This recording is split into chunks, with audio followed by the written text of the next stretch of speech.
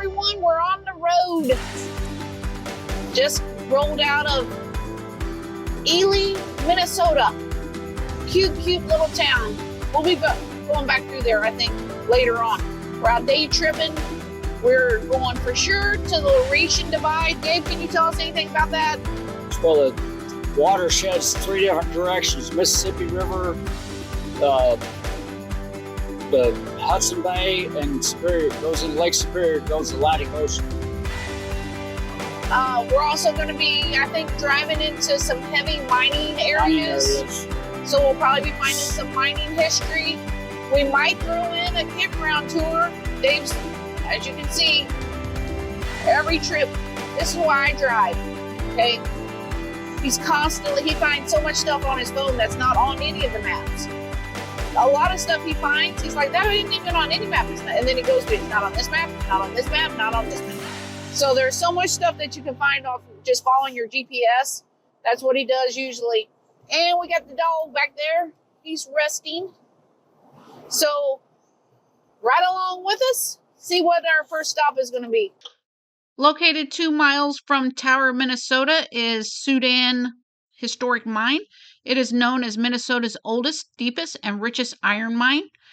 It has a visitor center, and you can choose different tours to take. You do not need a Minnesota state pass to park in the parking lot. Sudan Iron Mine became a National Historic Landmark in 1966. As the first mine in Minnesota, Sudan marked the beginning of the exploration of one of the richest iron ore deposits in the world and leading emergence of Minnesota as the leading iron ore producing state in America.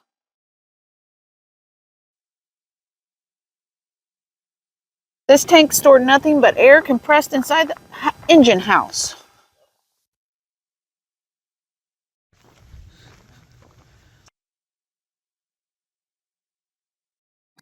Here's gorge where they mined out already.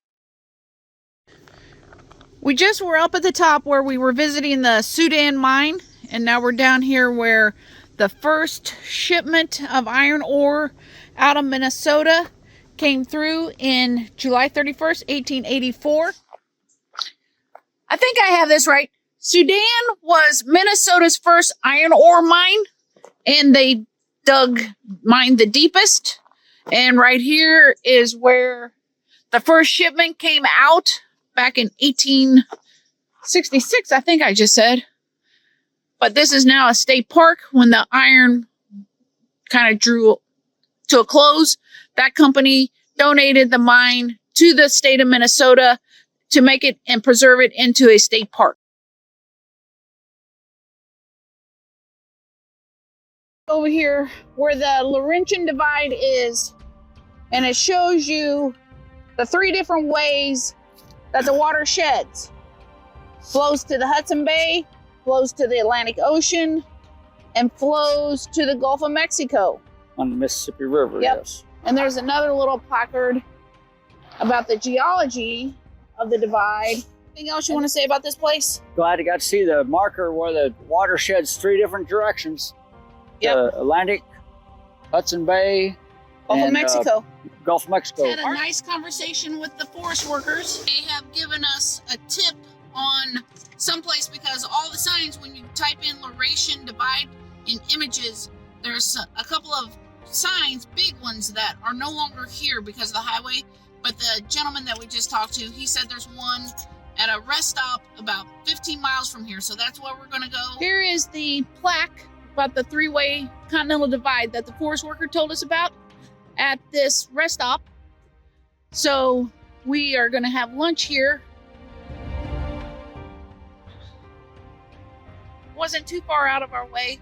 So we're going to go ahead and get our lunch. And then we know that there is a mine that we're going to go and look at. And the forest worker also gave us a great tip on a dispersed camping spot, Rice Lake by Pfeiffer Campground. So there may be a couple freebie dispersed camping on here and a National Forest Campground review. We're about to eat lunch. Love doing this. We just grab our lunch out of our cooler, grab a picnic table somewhere if we can find it. Makes things cheaper for us. Dave found this working mine on his GPS, and they have an overlook road. So we came over here to check it out. Goes forever.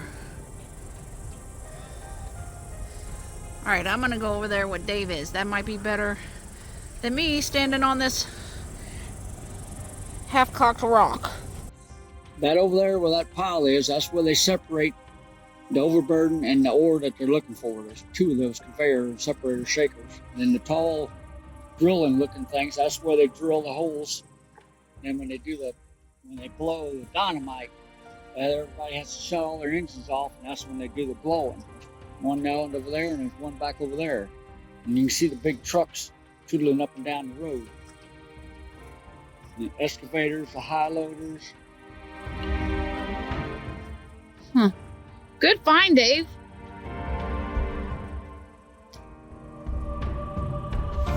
We are racing Mother Nature. When we were at the Laurentian Divide, the Forest Service worker gave us a tip on a great dispersed camping area nearby. It's at Big Rice Lake. Yep. So we are in hot pursuit because there is a huge storm that's maybe Heading our way. I don't know, 10 miles away, 20? 10 or 15 miles away. It's pretty close. And then after this one, we're going to do Pfeiffer Lake Campground, and then we're going to book it back to our camper. Now, here's a good example. The sign down there at the end of the road said minimum maintenance road. This looks like a perfect gravel road to me. Like, these are better than some of the roads we have in Callaway County. We will get back with you as soon as we get into the rustic campground at Big Rice Lake. 3 campsites. Big Rice Lake, 1 mile. Forest Service Road 247.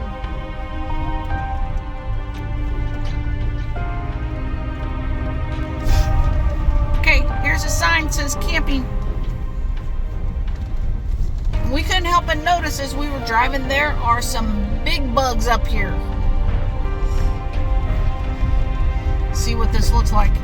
Somebody's mowed it. There's a spot. There's somebody in here. There's a driving rig in there.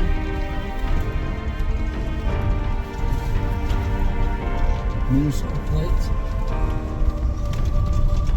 That must be the third one right there. Somebody's been mowing it. This should circle back around over to the boat.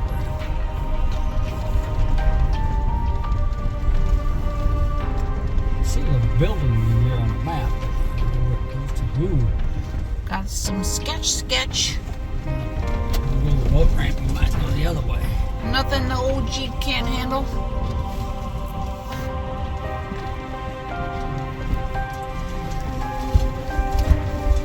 Maybe. Hang on, bandit. Alright, let's go check out this lake. They do have a ball toilet right there. That's what that building was I seen on the map. Now they graded this road not too long ago. You can see where the edges of the grass have been cut with a grader. There's kiosks. There's Big Rice Lake. Yep. Alright, let's see what this says. Big Rice Lake, Superior National Forest. 2,000 years ago, for 2,000 years, Big Rice Lake was used as a wild rice harvesting and processing Oh, site it's for rice. by the woodland Indians. Through the cold Minnesota winters, some of the highest quality rice available in Minnesota was harvested from here. Okay, we turned around and backed up so y'all can see this sign because we came from that way, We come from the south. but there is no sign. But we wanted y'all to see the sign. Forest Road 256 pulls into the campground.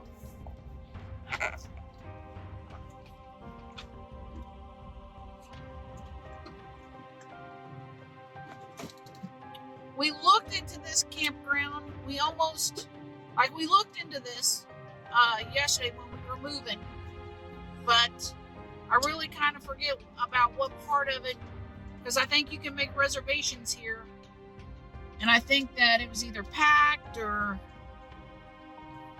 I just really don't remember. I forgot. But I know that I was like, no, we're not going to try that one. There's the host.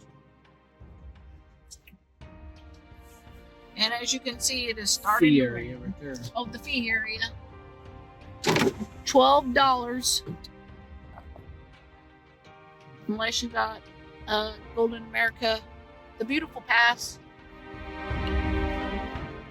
Okay, they do look like there's lots of people here.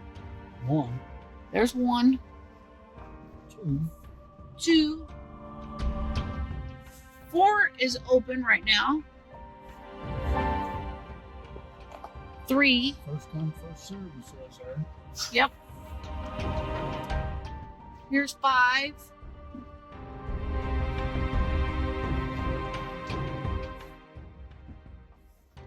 6.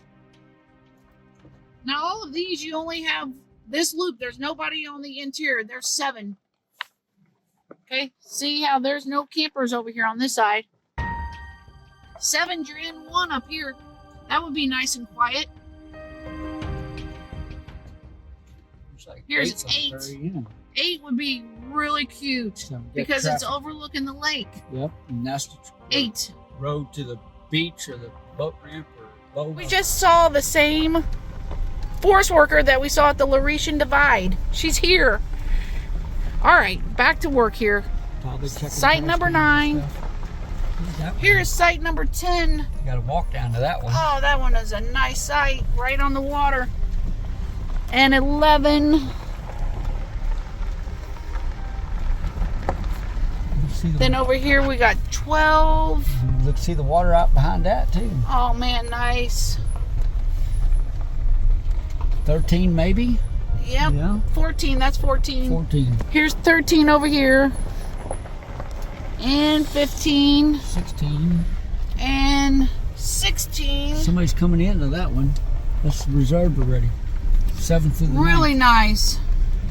Okay, well we're gonna go down to the right and see if we can see the water. That lady was so nice. Everyone up in Minnesota has been so nice.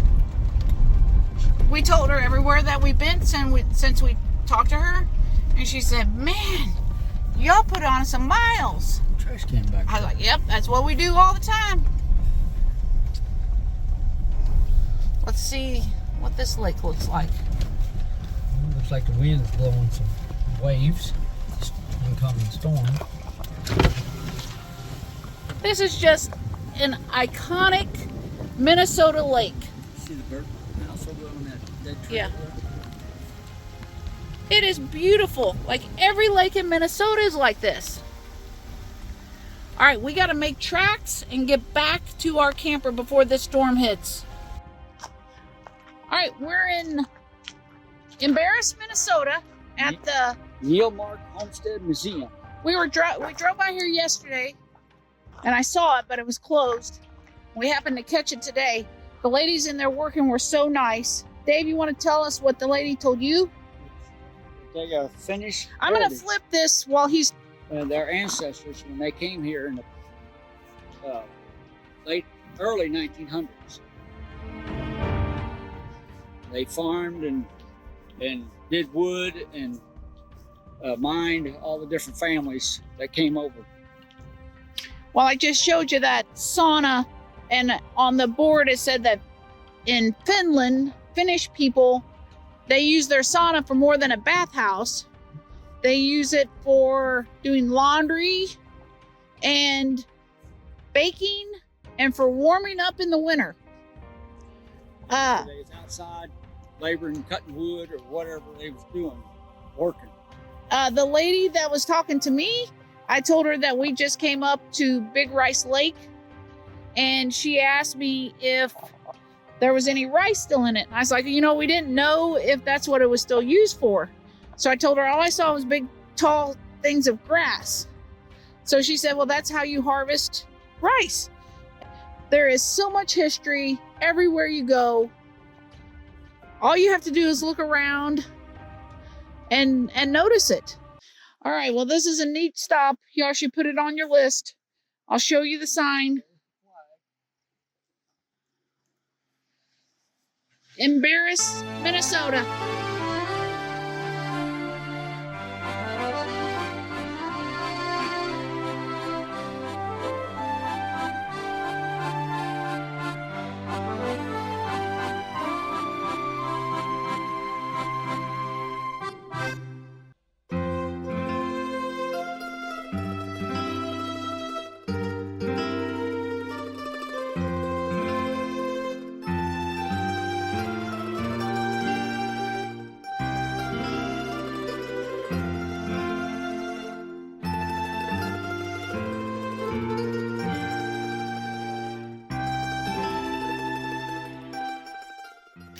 Okay, here's another sauna.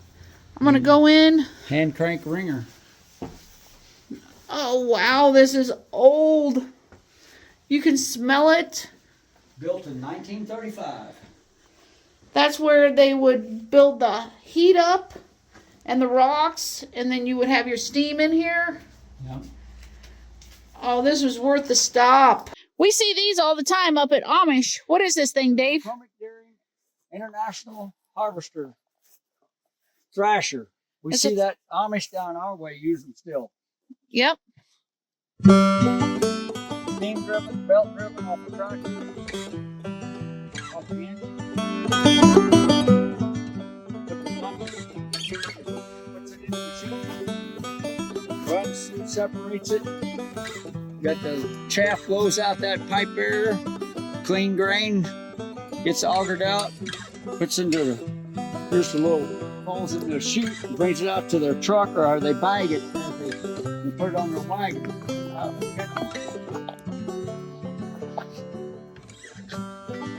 The chute goes into the truck or went into a bagging machine where they put it in sacks and grain bags.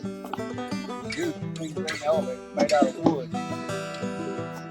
That's what your fan is, floor, that's the air. Right there, right there, chaff blowed out, the back straw came out. They reused the straw for bedding.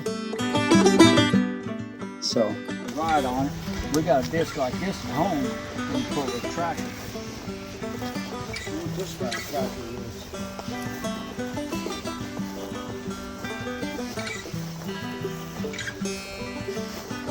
is. Another McCormick Dairy tractor. So that's what probably ran the belt for that. So the belt, big old belt. Oh yeah. Belt would run that thing over there, and pulled some of this equipment. If it wasn't horse-drawn, they pulled it with this. Welcome back to camp, everybody. We just got back from that finished homestead. That was so interesting. Dave loves that old farm machinery kind of stuff, and that homestead, walking upstairs and stuff. It was really neat. We like that kind of stuff. We're back camp making some fajita chicken nachos.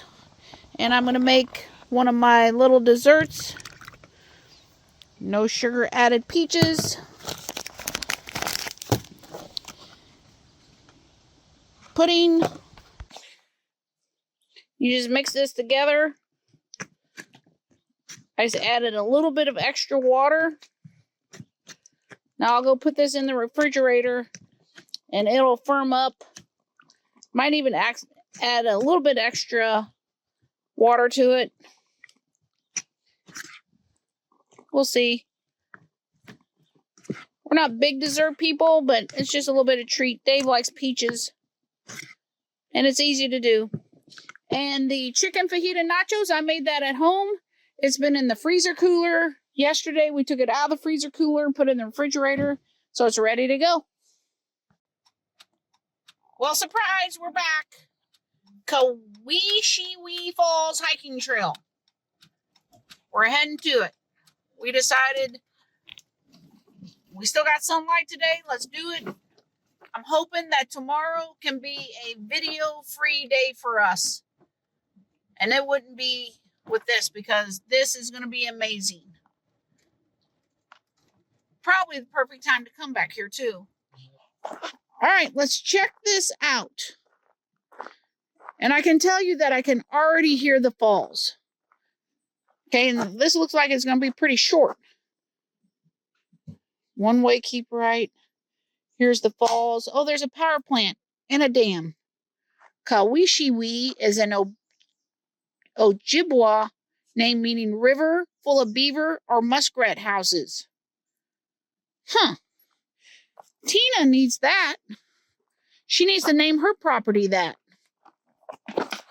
What a beautiful start. Oh, yeah. We brought the bug zapper with us. Look. Can you believe that? I love this thing.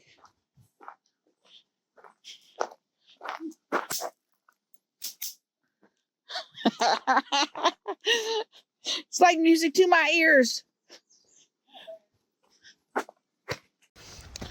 As you can see, parts of it is kind of rocky, but it's fairly easy so far. I think it rained up here earlier today because there's rocks covered on top of water and covered on some of these rocks.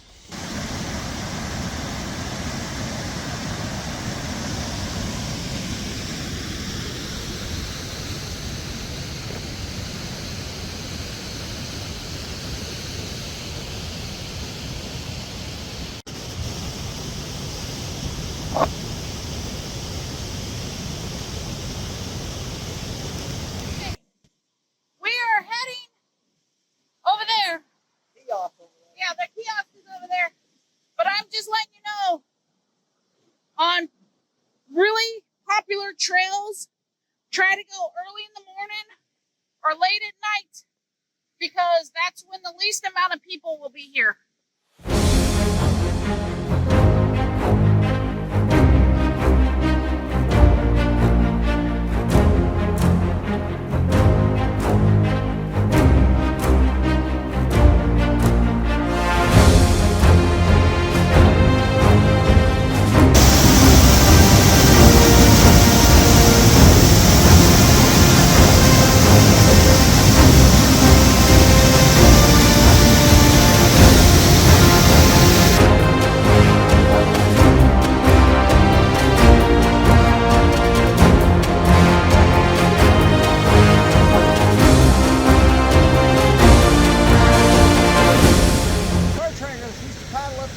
And then they had to carry their stuff around to the upper pool and get around this waterfall. And we haven't showed you yet, but there is a dam.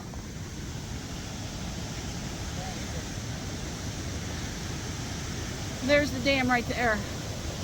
This is gorgeous. Absolutely gorgeous. Dave, what do you think of this? It's something else, that's for sure. Okay, we're on our way to the falls, and we saw this Dorothy Moulter Museum. So they're closed, but whoops. We're gonna go in. I'm gonna go see if I can find some information. Got some stuff I do know some information that I'll tell you in just a minute.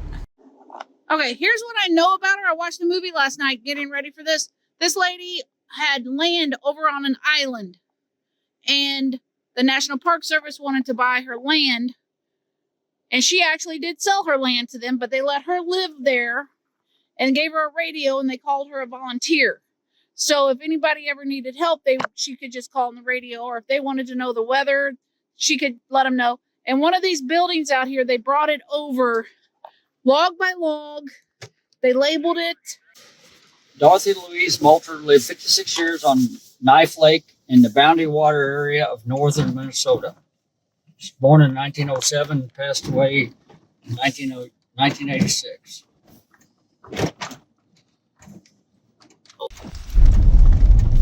She was known as the Knife Lake Dorothy or the Root Beer Lady. She sold thousands of bottles of it on passing canoeists in the Boundary Waters area in the wilderness up there. Well, looky here. Oop. We got our own Paul Bunyan right here in site number 28. Hey-ya.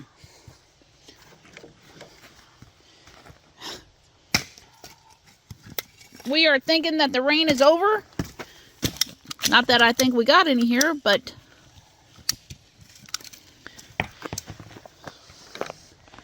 We're going to see how this goes. It's going to be a beautiful night, I think. As you can see, we are putting a wrap to this video. We've already popped down. We always forget to do stuff because we're all like, okay, we've got to do this and this and this and this and this. So we're all like, we're still in the how we used to travel. We're not used to having to video everything that we do, but we popped down. This has been a good spot, hasn't it, Dave? Yes, it is. Near Ely, Minnesota. We are making our way through the state. We started over at Pipestone, went up to Itasca. Hey, Dave, anything you want to say? Put an end to this one? Nothing I can think of. Well, if y'all have hung with us this long, you're true friends, because this is like day 13 out here in Minnesota. We've enjoyed the mosquitoes at some places have been bad, but for the most part, that little electric zapper gets them. Yeah, it is beautiful. It is totally beautiful. When they say there's 10,000 lakes in Minnesota, I think there truly is. I think somebody counted them, because everywhere you go, there's a lake. I don't know how people decide where to go around here. I'm surprised to find these campgrounds, some of them are half and half on electric and just, you know, in regular camping with no power. Oh yeah, we talked to the Forest Service worker the other day, and she said that she's been toying with making her campground, the Pfeiffer Lake Campground, all reserved, but she's decided to keep half first come first serve for people like us that have no idea what we're doing. America's beautiful. Get out and see it.